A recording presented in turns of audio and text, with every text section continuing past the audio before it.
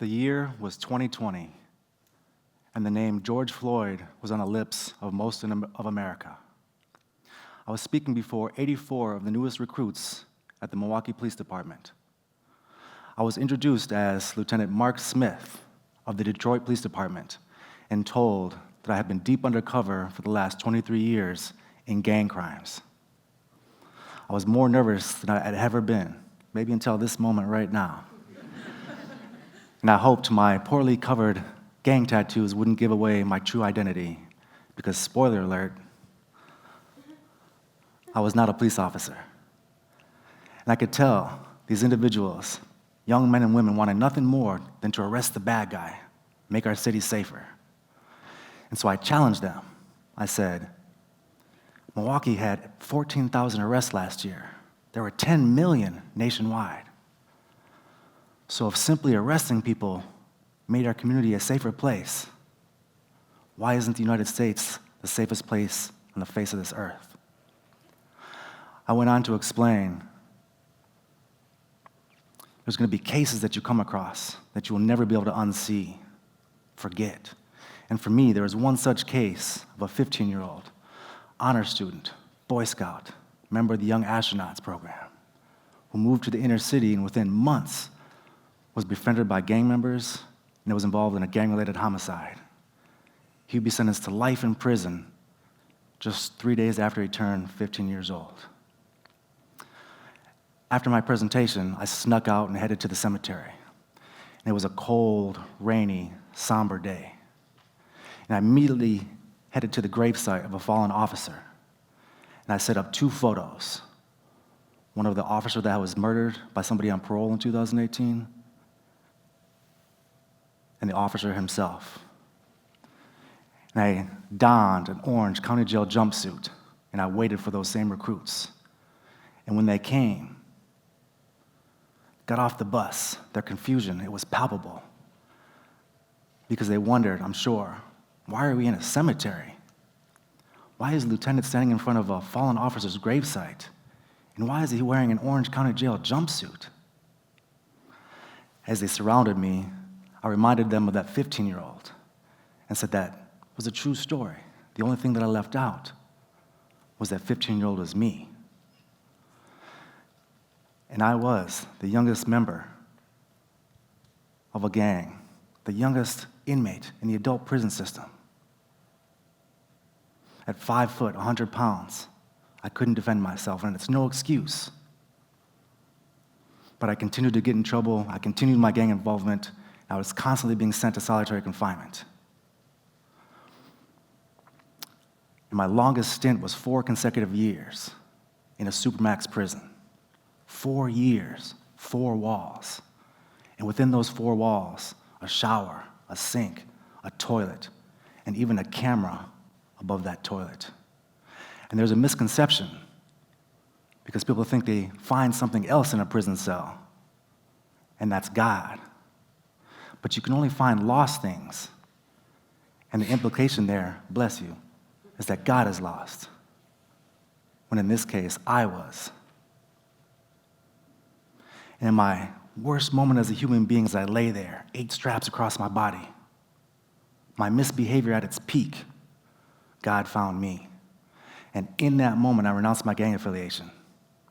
It would take years to prove myself, but I knew I could do it. I explained to these officers, it is not easy to leave your past behind. Back in the cemetery now. I explained to them, to get out of Supermax, you had to rise through the level system, going a whole year without rule infractions.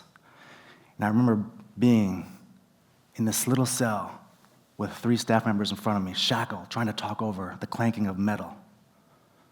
2 other staff members on my right as I fought to move to the next level. And as I was talking, the 2 individuals on my side kept saying something. And I was sort of irritated because I was like, why would they be talking as I'm fighting for my life to get moved to the next level? Expressing that a change that I made in my life, that I'm not that same person. And they said, Adam. And I couldn't understand why they're saying Adam, because like, who is this Adam character? And they said it again. And then it hit me. They were talking to me. They were trying to get my attention. And I didn't even recognize my own first name. And you're probably thinking, like, how does somebody not recognize their own name? But think about it, in prison, they don't ever use your first name. I'm inmate Procell, inmate 314949. My fellow inmates refer to me by my gang nickname, other nicknames. So for years, nobody ever called me Adam. And eventually, Adam lost its meaning, and it shook me. In that moment, I stripped my own humanity because somehow I'd become inmate number 314949, and I didn't even know it. And they must have sensed it because I was the youngest kid in a Supermax prison, in shackles, not even recognizing my own name. And that must have tugged at their humanity because they believed me. They believed my change. And they gave me an opportunity to advance. And it would take a few more years, but I would eventually leave the quiet solitude of solitary confinement and find my voice. And I did find my voice back in general population. It started as a whisper, but I would end up speaking with thousands of kids over the next couple of decades to talk about my choices so they wouldn't end up like me. I would get my culinary arts degree. I would put down my pistol and I would pick up the pastry bag. Because believe it or not, I learned how to create wedding cakes. I lost all street cred. Because imagine, I'm piping roses and rosettes on wedding cakes. I can't be like, it just doesn't work. So I ceased being tough in that moment. I even wrote a book, anatomizing the gang culture, detailing a plan to safen our streets. And I was doing all of these positive things, but at night I was begging God, do not let me wake up in the morning, because my guilt was deafening. And my prayers were answered, but not in the way I wanted. God never answers our prayers in the way we want, right? As the Milwaukee Journal-Sentinel published an article detailing my anti-gang work from behind bars, and my victim's father happened across it and wrote me a letter. And I remember standing there with his letter in hand, hoping this letter told me what a piece of trash that I was, that he hoped that I died in prison, because that's what my guilt wanted to hear. But to my shock, he said, thank you. Thank you for what you're doing in my son's name, and how can I help you keep other kids from dying like my son Robert did? In that instant, he changed my life. But my life took a turn because in that moment, I realized in order to evolve, I had to kill again, and I did. But this time, I killed the old me. And I vowed I will never let inmate 314949 hurt anyone ever again. And he would even advocate for my release. And nearly a quarter century later, in 2018, 2 people were released. Myself and the individual that killed that officer, back in that cemetery now, the rain falling even harder. I explained to these officers, there's a reason why you need to care what happens to somebody after those handcuffs come off. I asked, if I would have been introduced to you as inmate 314949, convicted murderer, would you have listened to me? And they shook their head. I agreed, because Adam Procell still hadn't found his voice yet. And I challenged them, I said, imagine you just did 10, 20, 30, 40 years in prison. You want nothing more than to never go back. But when you get out, you don't have a car. You don't have a bank account, no health care, no job. To get a job, you need a direct deposit bank account. To get a direct deposit bank account, you need a Social Security card. But you don't have a card to get to the Social Security office. But you find a way. You get your card, but it takes 3 weeks to come to you. But you get a job, and do you get your first paycheck the first day of work? Absolutely not. 5, 6, 7, 8 weeks with no income. What do you do?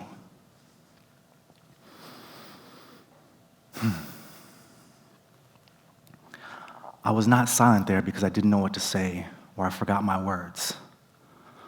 But I wanted you to hear what not having a voice literally sounds like.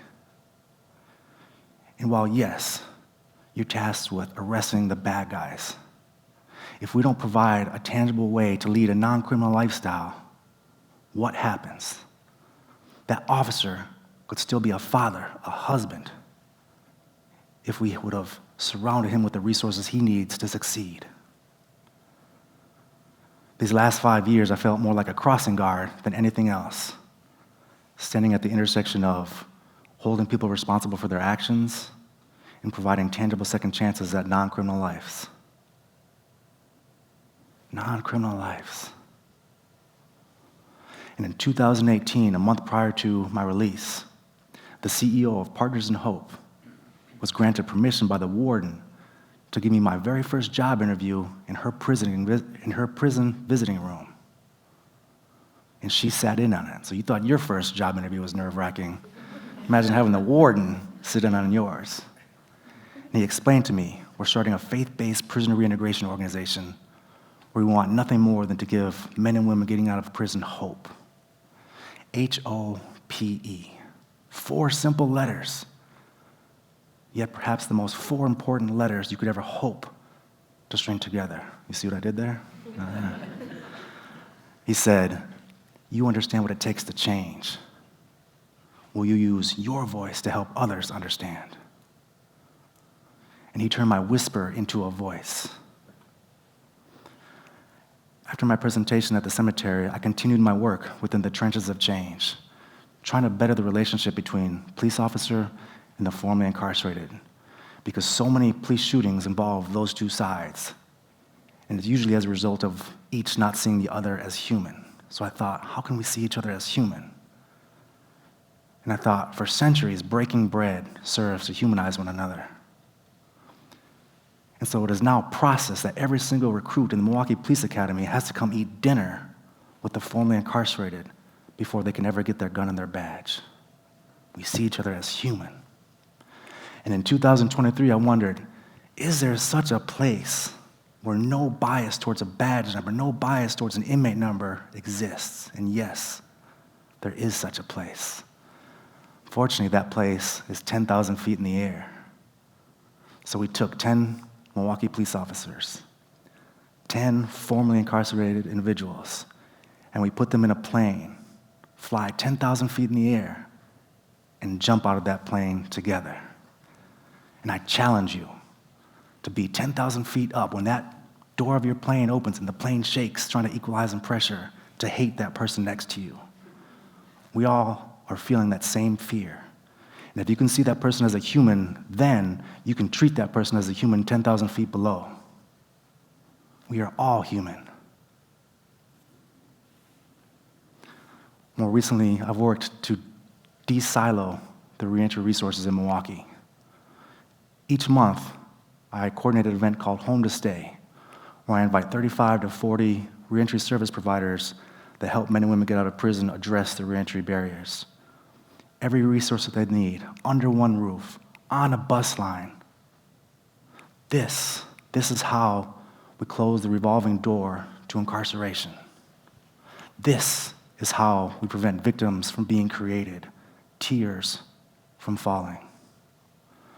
When I was sentenced to life, I was told I will never be able to vote again. I will never have a voice. But last year, I was called up to the state capitol to testify on Home to Stay. And during my testimony, the chairman of the corrections committee turned to the senator and said, why aren't we doing this already? And why aren't we paying for it? And though I was de facto told I will never be able to vote, that there are laws that literally prevent me from voting for the rest of my life, I started to realize I don't need an election to matter. I don't need a voice via a vote. I created an actual law that requires the Department of Corrections to create a community reentry center where all the resources one needs when they get out of prison will all be under one roof. For years, I've told, the pen is mightier than the sword. And last Wednesday, when the governor handed me said pen, the literal pen he used to sign my bill into law, I still can't believe it. I had to choke back tears as I told him the hope he was giving not only me, but all those who had made mistakes and so desperately never wanted to hurt anyone ever again. And while I'll never be able to vote, the governor signing my bill into law has given me an opportunity to be heard in ways I've never imagined.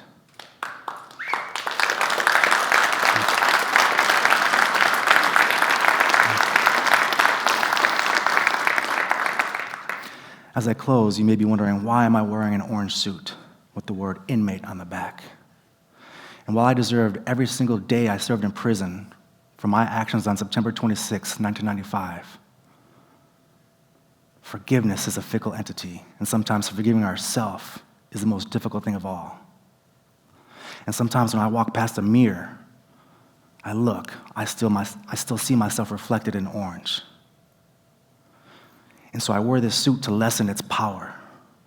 And I had it made into a business suit to ease the transition from my own mind to believe. But I don't want to be afraid to look in the mirror anymore. I don't want to be afraid to look at my own reflection. So I come to you today from the trenches of change, a place we never really want to visit, but a place each one of us has to go if we ever hope to be a better human being. And if I can claw out of my trench, so can you. No matter how deep, how long your trench may be. And my climb was from incarceration to legislation. And last Wednesday, when the governor handed me this pen, I wore a different colored suit that day. So the next time I walk past a mirror, I don't want to see myself in an orange suit. I don't want my suit to have the words county jail written on the leg, the word inmate emblazoned on the back, defining my tomorrow. I am no longer inmate 314949. My name is Adam. And it's been my absolute honor and privilege to have been heard. Thank you.